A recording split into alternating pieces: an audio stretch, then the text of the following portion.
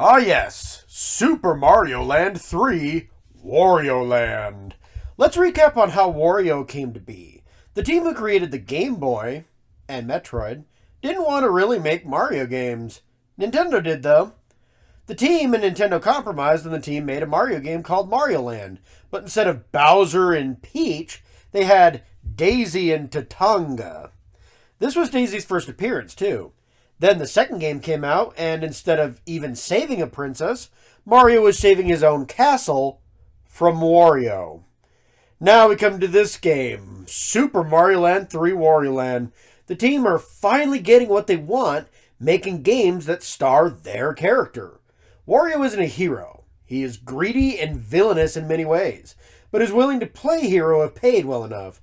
But he's often the bad guy and hates Mario.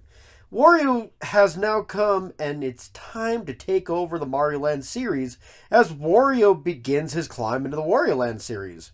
Now, I'm not big on the Wario Land series, unlike a lot of the other Nintendo gamers. Never really grew up with a Game Boy after all, but I did end up playing Wario Land 4, which I really did enjoy. So, this little retrospective is gonna be really fun. Is this first game like that game? No, clearly not. That being said, this is the first game in a brand new series and a Game Boy classic, so let's do this. Let's take on Captain Syrup! Alright, so the plot starts out and Wario hears something about pirates stealing a massive statue of Princess Peach. The statue is definitely referenced in Mario Kart 8 because where else is that gold peach coming from? Anyway, that would be the only real explanation. Let's be real here. The pirates, the Brown Sugar Gang, stole this giant statue. They would be known as the Black Sugar Gang later. I don't know why. Anyhow, the pirates hang out on Kitchen Island, and Wario seems to have knowledge of this.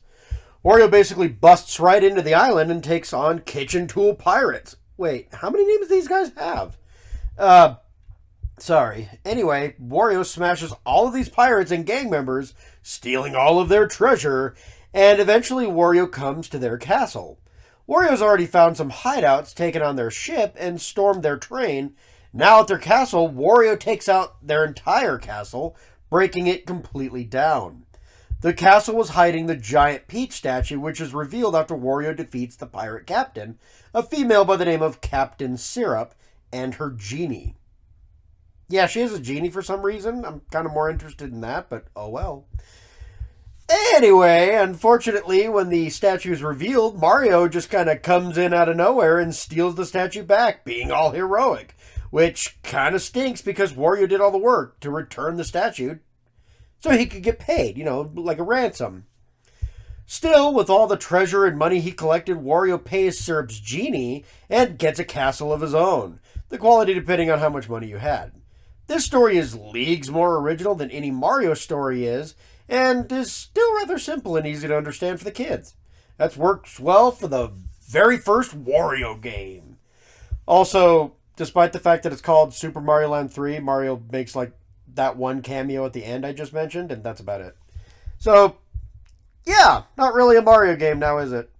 Thinking back on like the quality, the charm, the graphics, and all that stuff, it's amazing because like the first Mario Land looked fine, but man, the Game Boy came a long way afterwards. Some of the sprites here look better than a lot of the NES sprites I've seen. Wario, the pirates, all the boss fights look fantastic. The themes of the levels are pretty detailed, and honestly, this game looks great, even in black and white. As for the music, I don't care for it. But I don't think it's bad either. It's a platformer, and this music has some dungeon crawler vibes, which is interesting. To be specific, this mostly reminds me of the music from Link's Awakening, also on the Game Boy. Good music, but it's just a little off. I guess I kind of get it, though. Wario is a treasure hunter, so of course he's exploring a lot of places, similar to a dungeon crawler, and some of his opponents are indeed pirates and monsters, and ghosts even. So I guess the creepier ambiance does kind of make a little sense. I'll forgive it. It's still good music, and it's the first Wario Land game after all. They're probably trying to distance themselves from Mario. The sound effects are fine, though. They work pretty well for the treasure hunting and collecting objects in gold. So the gameplay of Wario Land works like this. Wario jumps when he is little. When he is big, he jumps and can shoulder charge, which is a bit more of his signature move. He has other power-ups, much like Mario, too. In his spiked hat, he can ground pound as well as use the spikes as an attack and can stick to certain ceilings. The Dragon Hat removes most of these moves, but gives Wario Fire Breath, which is pretty useful given some of the enemies in the game. The Jet Hat allows Wario to shoulder charge through the air, increasing mobility, which is really useful. Overall, Wario doesn't have many issues. The only real issue is throwing enemies and things. There are some absolute tricky hitboxes in not only throwing things, but jumping on opponents as well, particularly with the boss fights. Overall, though, I'd say the biggest issue is Wario moves really slowly and isn't great at precise movements.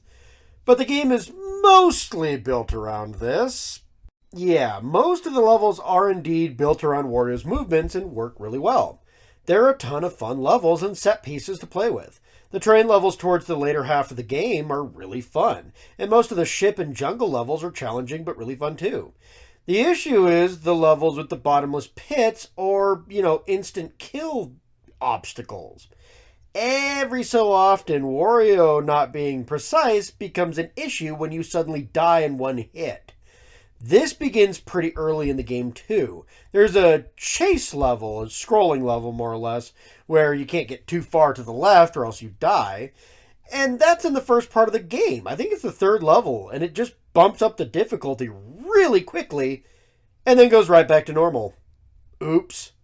The third major area of the game is mostly lava, which Wario clearly has problems with, and at least 2 of these levels are absolutely ruthless.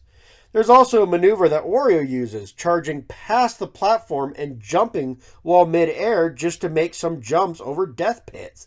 This can be really hard to do if you bring the Dragon Hat instead of the other hats. Oops. These levels really bring down the experience quickly. Now, again, these levels are few and far between. I'd say there are roughly 5 or 6 of them, and oddly they start cutting down towards the end of the game. Now for the boss fights. The Fireface and the Bird boss are actually really tough, and the rest are challenging, but far less annoying for sure.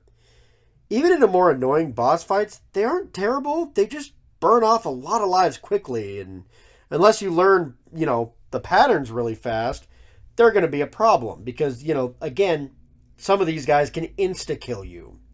The final boss wasn't too bad, though, and once you get the hang of it, none of the boss fights are super bad, just rough around the edges for beginners like myself. Overall, most of the levels are incredibly fun, and the boss fights work well. It's literally just those 5 or 6 levels and maybe 2 boss fights that kind of bring the entire experience down. So when talking about secrets and side quests in this game, there's a couple of things you can do in this game outside of beating it, which is not bad. First, you can find a hidden level.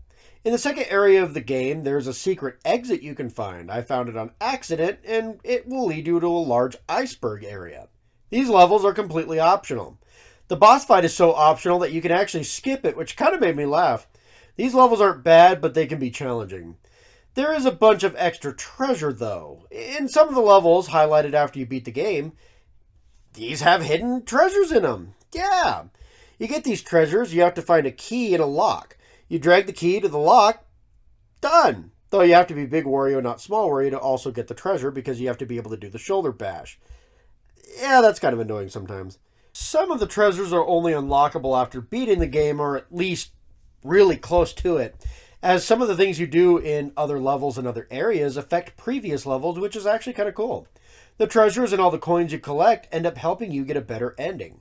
While I like finding collectibles, a better ending isn't really too much of a reward either. And truth be told, some of these levels are kind of hard to get to the actual treasure as, Big Wario.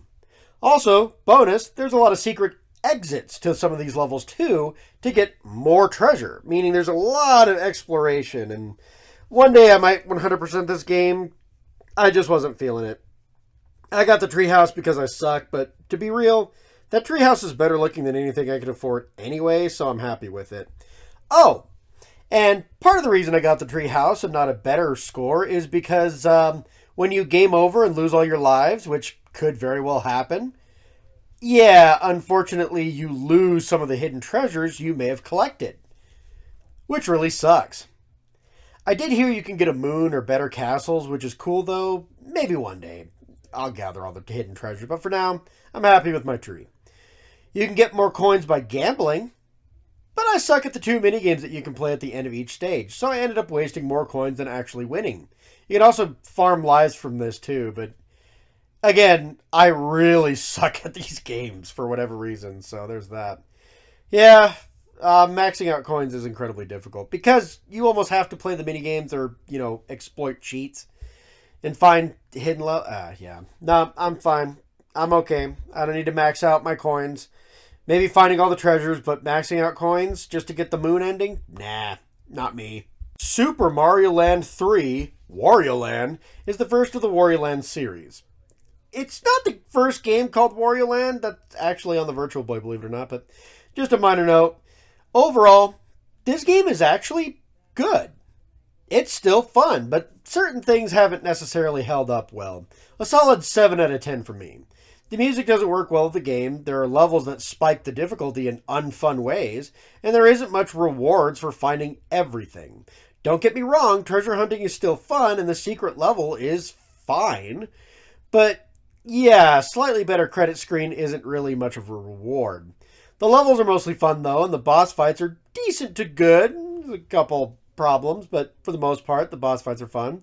The gameplay works well enough and sets up Wario going forward. The story is original for the time. The sprite quality is really great as well for an 8-bit Game Boy title, and overall, I enjoyed myself more than not. Just a few rough patches here and there. Also, Wario's miserably slow if you've ever played probably any Wario Land game going forward, because I know 4 is way faster than this. Oh, this is just the first steps into the Wario Land series. If you liked the video, please leave a like, comment, subscribe, hit the bell for live updates. And yeah, thumbs up. This all helps my channel grow. Until next time, my minions, take care.